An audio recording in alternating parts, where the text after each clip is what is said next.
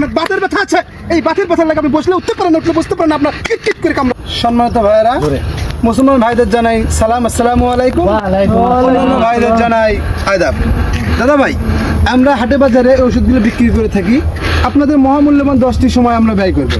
হ্যাঁ দাদা ভাই, যে দাদা ভাইরা বলেন পেটের মধ্যে ভুটুর ভুটুর করে, কানের মধ্যে চিল্লায় চেঁচায় পুষ করে পানি মারে, কানের মধ্যে হুড় হুড় হুড় করে, কানের যন্ত্রণা, ঘুমাইতে পারেন না, কানের জন্য জীবনে অনেক দামি দামি ওষুধ খেতেন, কোনো কান পাকা ভালো নেই ইনশাআল্লাহ।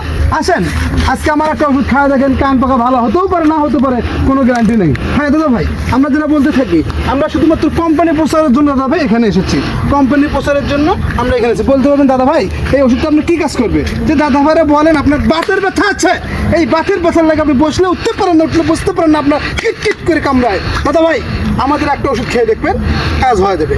হ্যাঁ দাদা ভাই, আপনারা বলতে পারেন আপনাদের ওষুধটার দাম কত? দাদা ভাই, যে কোনো ফার্মেসিতে আপনারা গেলে এই ওষুধের দাম নেবে 50 টাকা।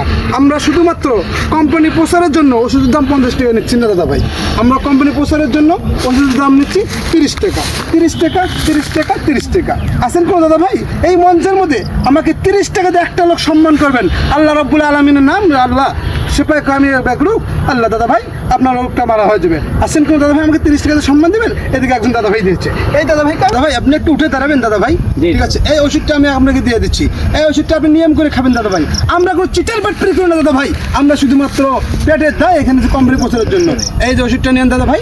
এক দাদা ভাই আমাকে 50 টাকা 50 টাকায় দিলেন, 50 টাকা আমাকে সম্মান করেছে আল্লাহ রাব্বুল আলামিন। দাদা ভাই আমাকে 50 টাকা দিয়ে সম্মান করেছে। দাদা আমি আপনাকে নিয়মটা বলে দিই দাদা, এই 50 টাকা দিয়ে আমার সংসার চলে না দাদা।